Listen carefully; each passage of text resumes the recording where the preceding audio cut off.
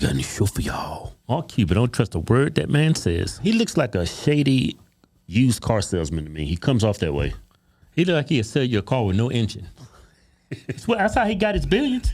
He sold his tech company for billions of dollars. Yeah. It was out of business. It was a .com he sold. Yeah, he sold a .com. Well, Yahoo paid him like hundreds of millions, maybe billions. I can't remember. Right. But it went under. Yeah. Or whatever. But anyway, that's how he made the guy money. you talking to. He's out here campaigning for Kamala, so he claimed that he can fix the economy. Yeah, but he's saying that Donald Trump is not a truthful and honest person. Look what he did. Sold a business worth hundreds of millions of dollars, and then it goes under. Yeah, something like that. But anyway, listen what he has to say about women who's around Trump or who support Trump. Right. This is wild. Entrepreneur and Shark Tank star Mark Cuban has been working hard to help Vice President Harris close the deal and defeat you-know-who. And he joins us now. Please welcome back to the table the amazing, the fabulous Mark Cuban. Pause the video. The only reason why that is so cringe. The only reason why they're clapping is because he doesn't like Trump. Yeah. That's the only reason. What did she say? What was it? The great? The amazing? The fabulous? Go ahead and play it. But they didn't want to mention Trump's name. You know who? Yeah. Disrespectful. Come on. Wow. Well, Mark, let me ask you, because I know you were a Nikki Haley supporter like I was in the primary, but now you're supporting Kamala Harris. And turns out Donald Trump is not even asking Nikki Haley for her help to try to reach her voters. What do you make of that? And do you think having people like Liz Cheney, Adam Kinzinger, and other Republicans with Kamala Harris is going to put her over the edge with these Nikki Haley supporters?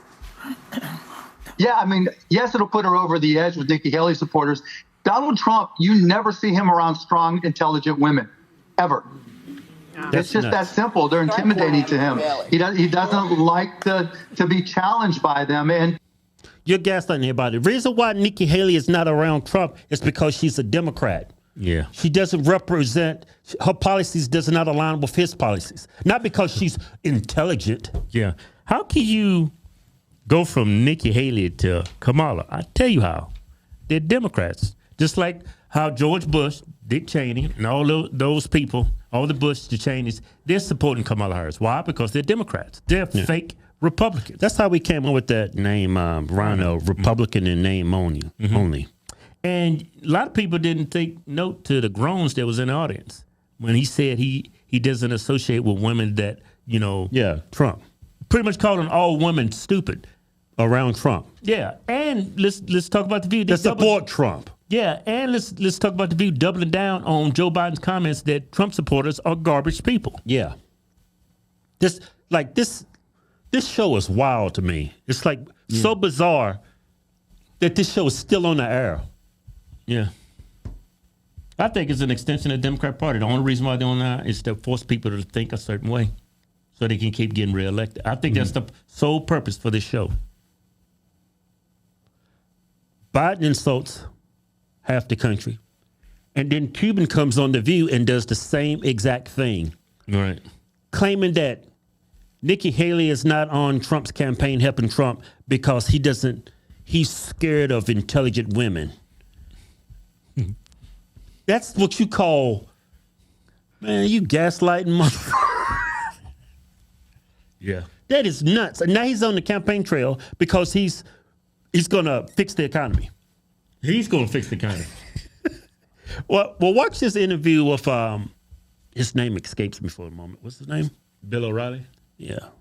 That's Bill O'Reilly, the legend. Yeah. He got him good. Yeah, watch how he eats Mark Cuban alive. Mm-hmm. You're so wrong. Trump, inflation was up 25% over the Obama economy he inherited. Ask him about Yemen, where he decided not to take action and allowed 100,000 people to keep on dying in Yemen.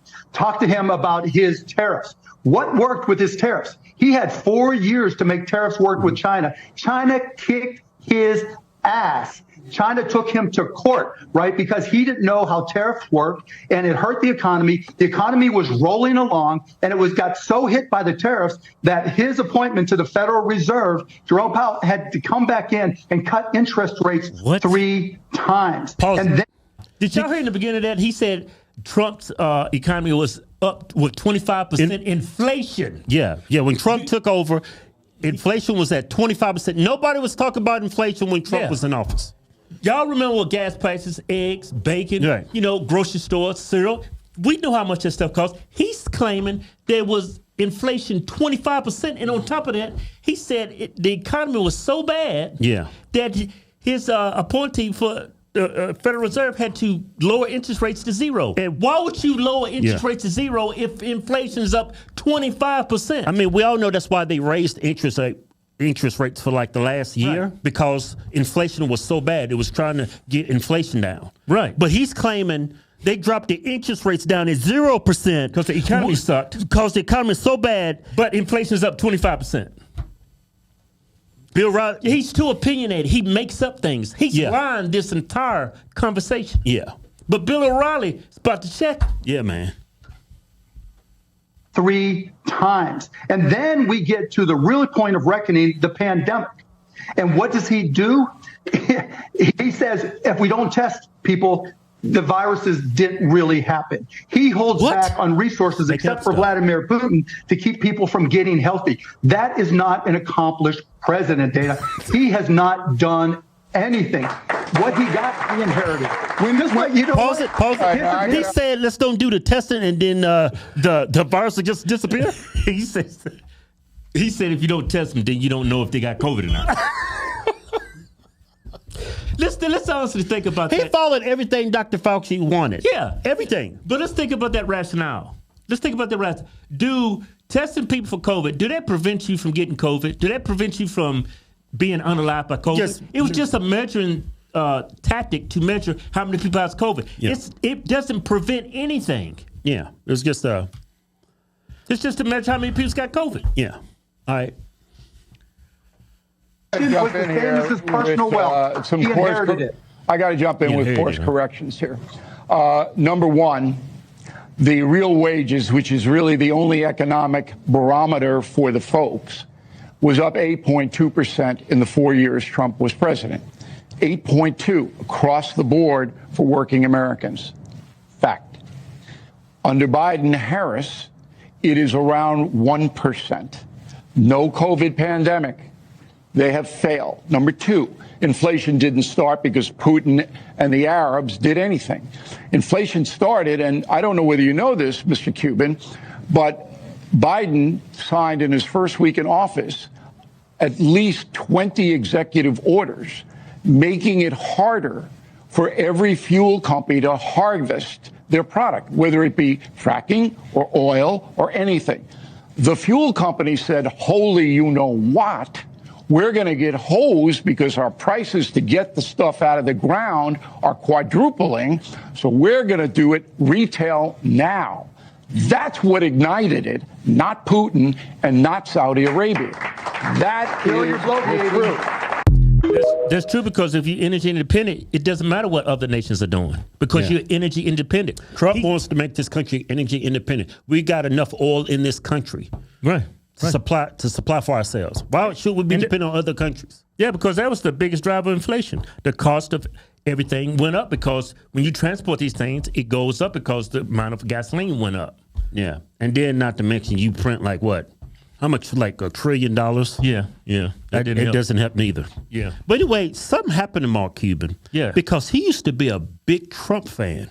Yeah. I'm going to show you like all these videos of him hooked up together, edited together. And I think what happened is Trump upset him, didn't give him something, rubbed him the wrong way, and then he turns into this like little child, like a teenage girl that's been let down by a boyfriend in high school. That's how he behaves. Yeah. Check this out. One would call you a Democrat. No, hell no. Look, there's different things for different reasons, right? Would you be comfortable with a capitalist like Donald Trump being our president? Yeah, I don't have a problem with it. I like Donald, and he's smart. You know, like a lot of candidates and politicians, you vote for not what they say, but knowing that 99% of they say won't come true. What they'll do once they get it. See who's going to follow through. And do I think he's smart enough to figure that out and then just do the right thing after he's elected? Yes. And then Hillary and Bernie say, okay, tax the 1% and that'll pay for everything. Doesn't work, right? Won't work. You know, Hillary's pay for college. Her plan is ridiculous. It'll increase college costs, not reduce. You know, so they don't think them through. You said, you know, Trump, I get it. He's changing the tone of politics. You know, in the past, you had to be a Stepford candidate. You had to be perfect. You know, did you ever inhale? Oh, no, I only inhaled. Right? Just, you had to be perfect. Now Trump is the ultimate imperfect candidate. And I think the beauty of what he's doing isn't his policy or his positions, but he's making everybody else become more real. He's making them more honest. They're not as scripted. And I think that's good for politics. You have a long history with Donald Trump. That's my boy. Yeah. Kinda. You know, in person, he's nice. Here's what I do respect about Donald. I'm not saying vote for him, right? But there's something I do respect about him. Donald says what's on his mind, right? He's the guy that if we're sitting around talking at a bar, if we're at your birthday drinking champagne and having pink cake, he's going to say what's on his mind. So I respect the fact that he's the first politician to truly say what's on his mind, even if it's not politically correct. You said Donald Trump, probably the best thing to happen to politics in a long, long time, you said. Would you be Donald Trump's VP? I'm just going to jump right in. Sure. I'd be VP for either candidate. If Hillary Clinton decides that Elizabeth Warren is the one for her on the VP ticket, then there's a good chance I vote for Donald Trump. I like to see corporate taxes much lower. I like to see inversions from companies moving be far fewer. So, yeah, so from a corporate tax perspective, and, you know, I agree with him. I like what he's doing from that perspective, and we'll see what he does on the personal side. But he's obviously had an impact on the economy, so he gets credit for that. People believe in what he's doing on the tax front. They believe, and I agree on the reduction of regulation. And not all regulation, the EPA type stuff I don't agree with, but in some of it, the simplification of doing business I agree with. Reducing reducing some of the bureaucracy and the lobbying rules. There's a lot of positives that are positives for business. Okay, so he was doing great for the economy. What happened? Yeah. Are you lying then or are you lying now? Yeah, because Trump hasn't changed. The only person that's changed is you. Because he still stands for all these things. Yeah, I don't know. Maybe he's been compromised. He did an about face. He's definitely a turncoat. Yeah, but for you to say that about women? Yeah. Yeah, it's like you just don't got it. You want to be a politician. I see that now. That's what you want to do.